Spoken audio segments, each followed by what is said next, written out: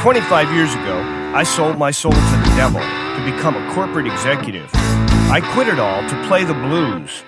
My name is Tom the Suit Force, and this is Chasing the Blues.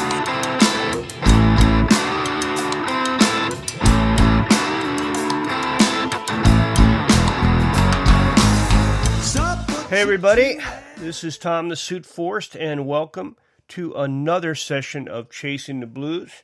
Before I introduce our very special guest, I wanted to remind you that we are giving away a Joyo Jam Buddy. It is an amp in the form of a pedal. I have used it many times. It's an amazing pedal and amp combination. Stay tuned for upcoming podcasts, and we'll be explaining how we're going to be giving that away. Just also wanted to remind you about past podcasts.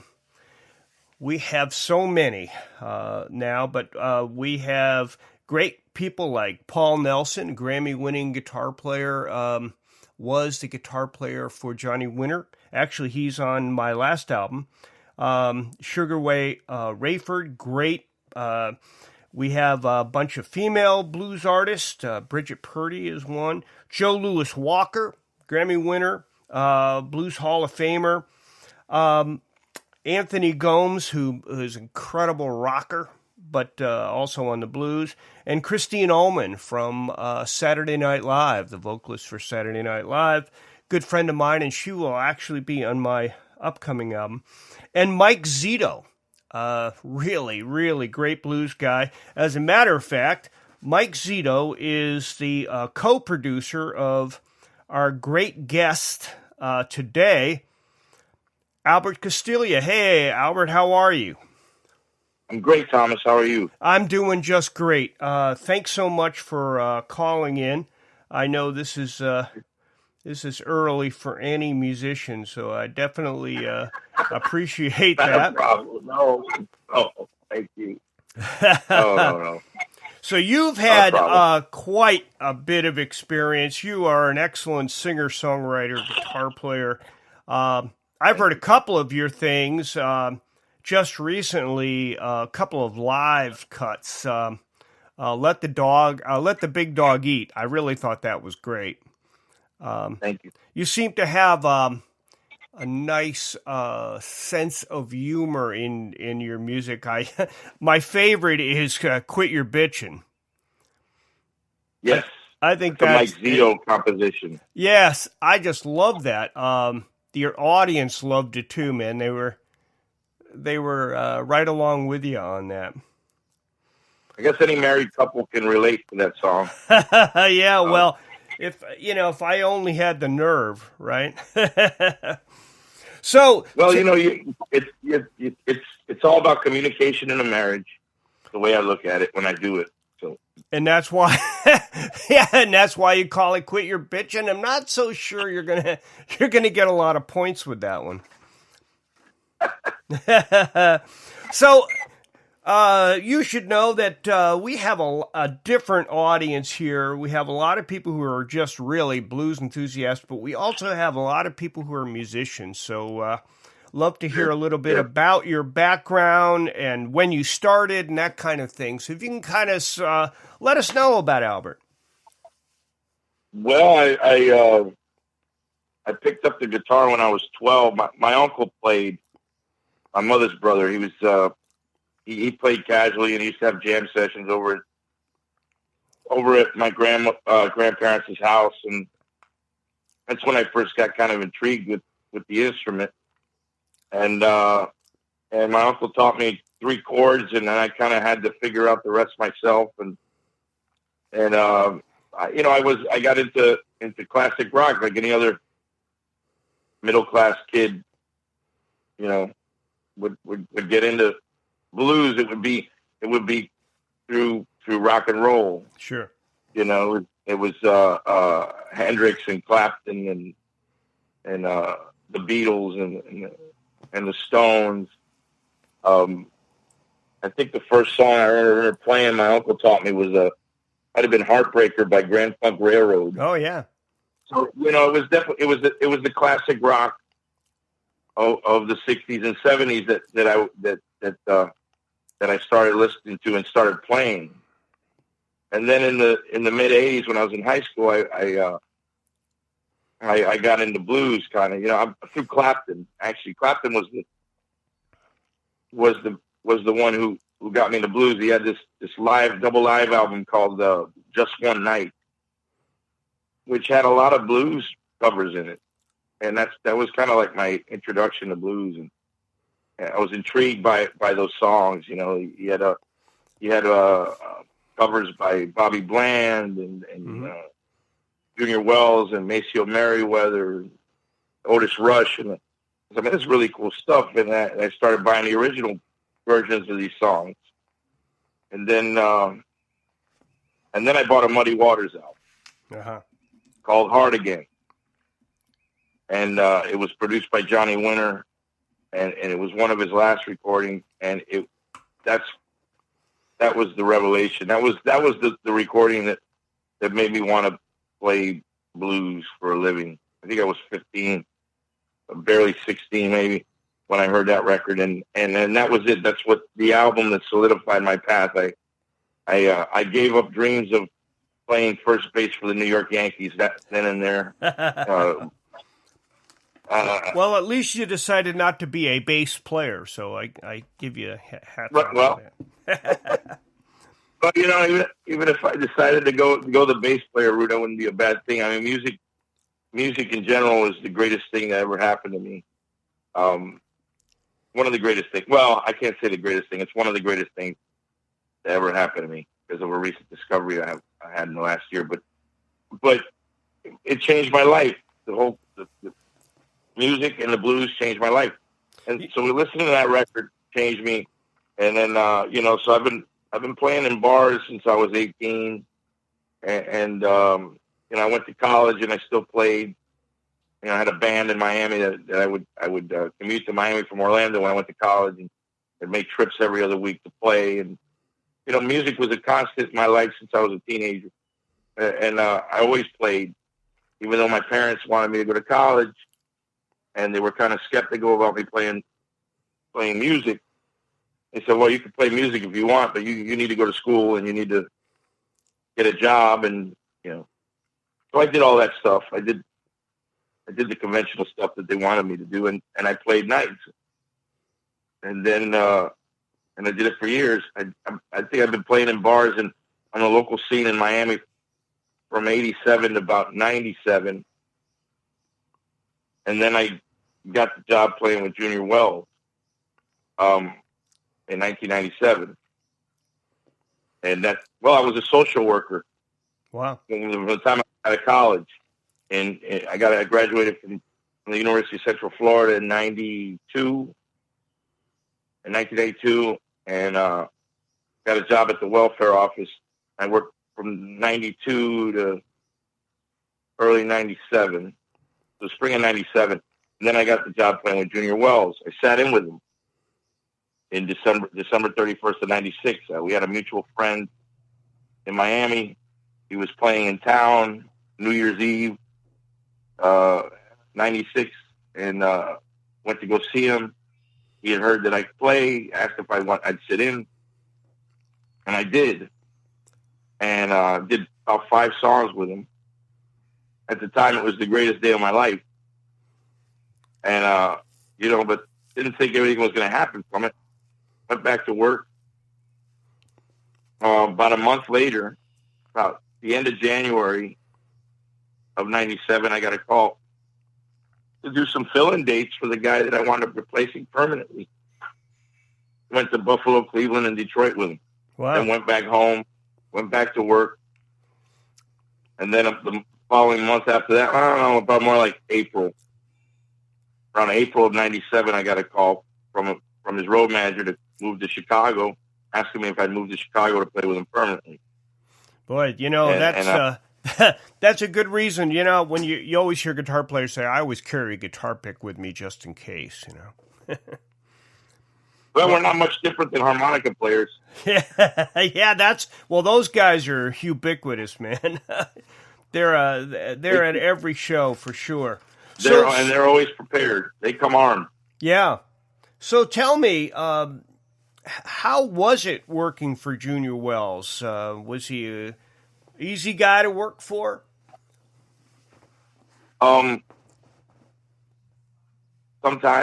Yeah. it was, it was, well, with that being said, I loved him like, I loved him like he was like a member of the family. He was really good to me. Hmm. I mean, he opened the door for me to do what I wanted to do, and he believed in me. You know, I was the new guy in the band, and you know, none of the guys, most of the guys in the band were established players from Chicago, and I was, you know, I was a new guy they brought in. You know, they pretty much outsourced me. They brought me in from Florida, so there was like, a, you know, there wasn't a big trust thing going on with me and most of the guys in the band, but Junior believed in me, and he knew I could handle, you know, I could handle the resistance or the flack I might have gotten from some of the guys in the band. He believed in me, and his belief in me did wonders for my self-esteem, because I was a very shy kid growing up, Mm-hmm. and it translated to my adulthood too. I mean, I was timid. You know, prior to playing with him, you know, I always thought that, you know, just playing the guitar was just that was it. Making music was just about playing the guitar and just keeping my mouth shut. And but the lessons that I learned from Junior really helped me. Yeah, But his belief in me, but you know, like connecting with an audience and showing more confidence on stage. sure. I mean, he was the most fearless. He was the most fearless man I've ever seen. I mean, he didn't. This is a podcast, so I mean, I'm sorry. He didn't give a shit. Yeah, you know what? That's about that's anything. He was like, I'm me, and you got to take me. You got to take me for who I am. He just oozed confidence, and he was, and that rubbed off on him. But his belief in me really meant a lot, because it wasn't easy in that band for me. Do you have any great behind the scenes Junior Wells stories? You know, ones that are printable. That's not triple X and doesn't incriminate anyone. You can walk the line, I think. I got one. Okay. I think it exemplifies what kind of a guy he was. I mean, he could be very tough on the guys in the band. If he felt, you know, he reminded me of my dad. My dad's still around. My dad was tough on me too. You know, he's a tough Italian guy from the Bronx, you know, and he had he didn't take any crap. And you know, my dad, Junior was nurturing when he had to be, but if he felt that you weren't doing your best or you were screwing up, he would let you know. And a lot of those times he'd let you know on stage, which was fine with me, because my dad was tough and I was able to handle it. I didn't fold because he'd get on me. But anyway, so this story kind of sums up how I feel about it. It sums up what he was as a man. We were on a blues cruise in 1997. And it was a huge blues cruise. It was kind of an independent blues cruise. It wasn't like the one that's being run now, that Roger Neighbor ran, that runs it wasn't linked to the legendary Rhythm and Blues cruise. It wasn't that one. It was just a big cruise that one of the cruise lines put on, and it was huge. I mean, it was an amazing lineup. Bo Diddley was on the lineup, and Irma Thomas, Eddie Clearwater, Ronnie Earl. I got to meet Ronnie Earl for the first time. That was wonderful. There was just a huge lineup. So anyway, I was fanboy back then. I was just like in awe of all these people, and I remember we played the main showroom, the main concert hall. It was this huge theater, and we did 2 sets, and we finished the first set, and Junior's road manager had to take care of some business between sets, and he asked me to sit with Junior at the bar and keep him company while he went and took care of business. So we sat down and we had a drink. I might have had the same thing Junior was drinking.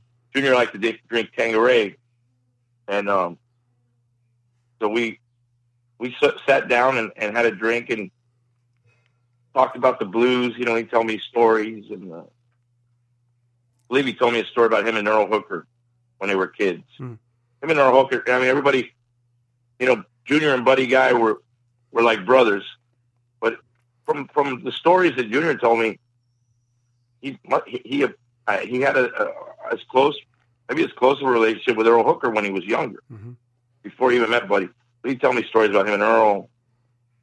And we were just talking, and he got all, you know, prophetic on me. He had told me how, you know, he had said, he said, look, I know you're just started in the band and you're the new guy in the band, but, you know, I want you to, you know, I'm just going to give you a little bit of advice. Just learn from everybody in the band and learn from me, and just keep your eyes open and keep listening and keep your ears open, and just learn as much as you can from us.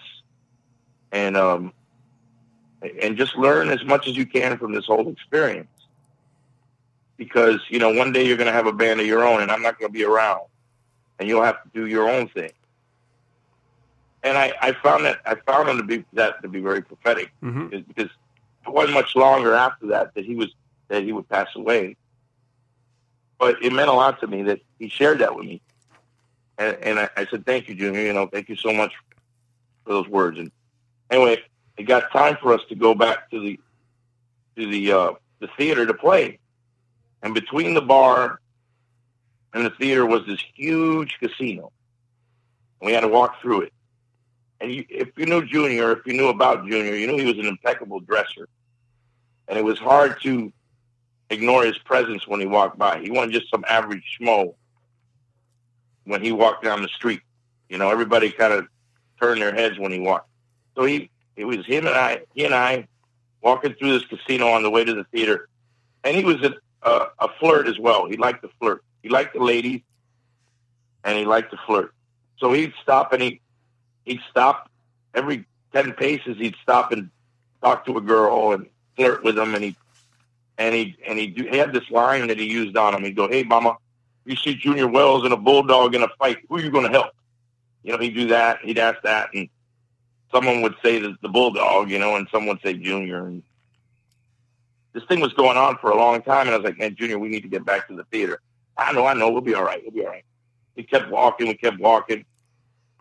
And Junior's road manager's like, "What's going on?" I said, "Well, look, Junior's macking on the ladies, you know. I mean, what do you want me to do? I can't get him to move any faster." His manager, Marty Salzman, is hollering at me. And he's like, "What are you doing? You guys got to be on stage." I said, "What do you want me to do? I can't tell Junior Wells what to do." So finally we get to the entrance of the arena, or the theater, excuse me. And I hear applause. And I'm like, "Why is there applause?" And it's just he and I outside. And I peek through the door, and the whole band's on stage except me. And they start playing without me. So I ran up the aisle, got on stage, started playing along. The guys are looking at me, and I'm looking at them, and I'm like, "Don't even freaking look at me. Just don't even say anything." We just kept playing. We just played. And then Junior went on a few minutes later. Everything's fine, you know. Like a few months later, I was with my roommate was Willie Samuels, the bass player, and we were talking about what happened that night. A couple of months later, and my bass player goes, "Hey man, you remember that? You know that night you were late on the ship?" And I said, "I wasn't late. I was detained by Junior. I wasn't late. Whatever. You know, you got fined $50 for that gig for being late." And I said, I had no idea, because it didn't reflect on my pay. And I said, what are you talking about? I got fined. I got paid in full. And the bass player said, yeah, well, everybody wanted you to pay a fine for being late. Everybody in the band wanted me to pay a fine because when you put money in the fine, if you got fined, they put the money in the fund for, and they just took that money from the fund and they would give up. If we had enough money, once we reached enough money, everybody in the band was going to get these cool satin Junior Wells tour jackets. So they wanted me to pay this fine. Everybody in the band was like, oh, yeah. Because I was late, the band lobbied for me to get fined. So I said, so I told my bass player, I said, when did I don't remember getting fined. I remember getting paid in full. I said, well, everybody was talking to Junior. They were pushing for you to get fined, and Junior took up for you, and he didn't feel that you deserved to get fined, so he paid the fine for you. Wow. Well, yeah. so that he said, well, it wasn't his fault. It was my fault. He don't deserve to get fined. I'll pay the fine. So wow. Junior paid the fine for me. That's great. So that's so great. he, as tough as a guy as he could be, which was every once in a while, he was a great man and he was a fair man. And if it wasn't for him, my life might have been much different. And yeah, the smallest act of kindness can go a long way. If he hadn't hired me and given me a chance, my life might have been much different. I might still be in the welfare office. Yeah, you'd still be in the welfare office. He has quite a legacy. You had mentioned Earl Hooker and Buddy Guy, also Muddy Waters. But sure. He was taught how to play harmonica by Junior Parker and Sonny Boy Williamson, which is amazing. He died in, I guess, 1998. Heart attack. He had cancer. That's a tough way to go, boy. So let's talk about you for a minute, Albert. Okay. You have an album out. Your latest album is called Masterpiece. And if I understand it correctly, it has an amazing backstory. So we'd love to hear about that. Well, last year, May 15th of 2018, I found out that I had a daughter. Yeah. That I didn't know. And she was 29 at the time. She's 30 now. I found out that I had a daughter, and I had 2 grandchildren on top of that. And it was the greatest gift I ever received. And, I had a cousin of mine who took the 23andMe test for kicks. He was curious about his ancestry, and he took the test out of curiosity, nothing more. Found his DNA got matched with a girl he didn't know, and had her listed as a first and second cousin. So he reached out to her, said, hey, what's the deal? It says we're cousins, but I don't know who you are.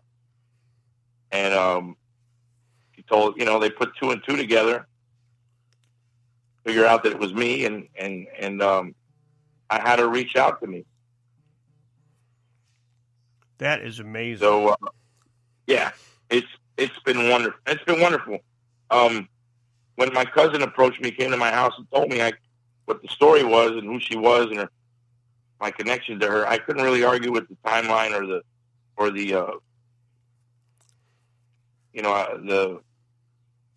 story and the timeline all made sense.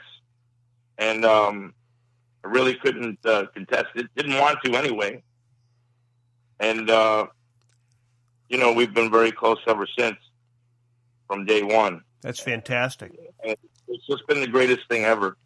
I remember when my cousin had come to my house, and he didn't want my wife to hear the story because he was afraid she might get mad. He asked if she could step out in the room, go to another room, and I said, no, it's not going to happen. I don't have any, I don't have any secrets, and she's a big girl. We can handle this. Just tell me what happened. And he told us the story, and my wife and I looked at each other and we're like, well, cool. We'll be fine. My wife handled it very well. Yeah, that's wonderful. It sounds like your wife is a wonderful person. You have, she is. There's a quote here that says, I've been an artist for 30 years, but you're my masterpiece. Is that why the album is called Masterpiece?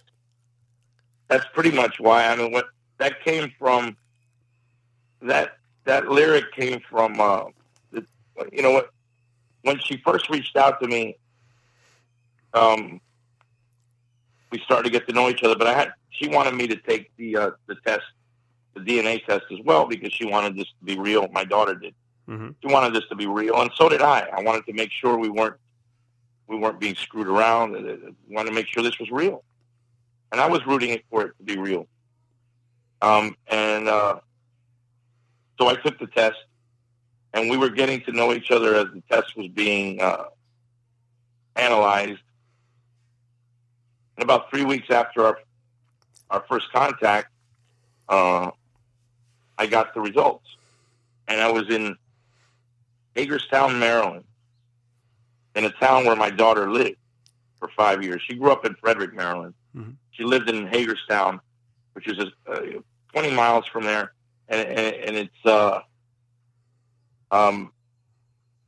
where she lived when she was from the age of 4 to the age of 9, I believe. And it happened to be where the Western Maryland Blues Festival was being held. And I went there, and just as I was pulling up to the festival grounds, I got my test results telling me that, they had the results, and then I had to open it up and see.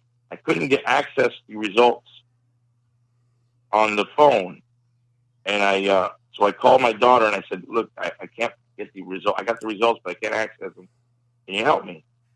And so she told me to grab my computer, and we both found out together. She guided me through the steps on the computer, and then there it was. When we found out both at the same time in real time our fate, and it turned out that it was confirmed. Wow, that's fast. So you got a daughter and 2 grandchildren. Correct. Wow, that's absolutely fantastic. And I had to go on right after I got the results. I had to go on stage, and I was crying. And who walks in as I just hung up the phone with my daughter, and I'm kind of weeping a little bit, tears of joy. And Papa Chubby walks in. Oh yeah. And he goes, "Hey, what's the matter, little buddy?" And if you know Papa, he's larger than life character. And I told him what happened, and he was there, happy for me, and he gave me a big bear hug. But then later on in the evening, I wrote a letter to my daughter, an email. I sent her an email, and I telling her how happy I was that I was a father. That she no longer had to feel incomplete or not know who she is anymore, and I was very happy. And the last line of the letter, I wrote that I was an artist for 30 years, but she was my masterpiece. And I was like, ooh, that's a pretty good line. And a song came out from it. I was able to make a song out of that one lyric. And Mike Zito, my producer, mm-hmm. Felt that that'd be a good idea to make that the title of the album. Yeah, that is it is a great title, and boy, the backstory is very emotional. So how can people get a hold of this album and the music in it? Well, you can purchase them at my shows at the festival or festivals that I'll be touring through the course of the year. But you can also buy them on Amazon.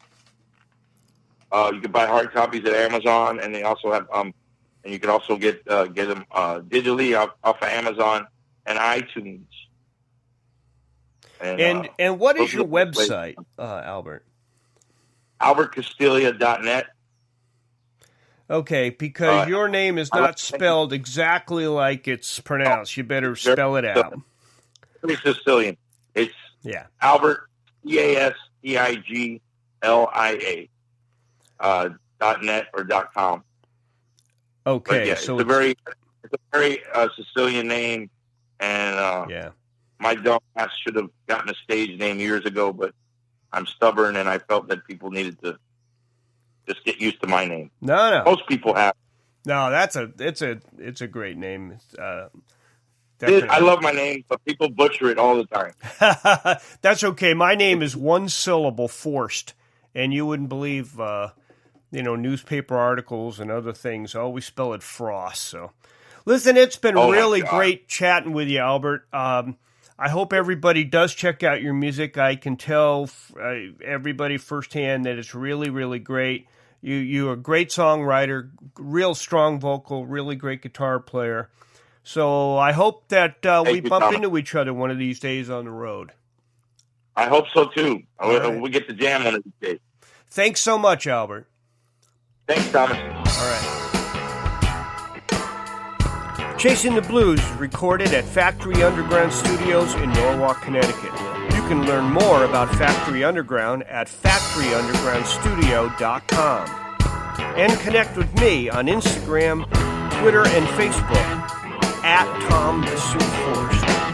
You can find my music, tour dates, merch, and more on tomthesuitforce.com. Thank you for listening.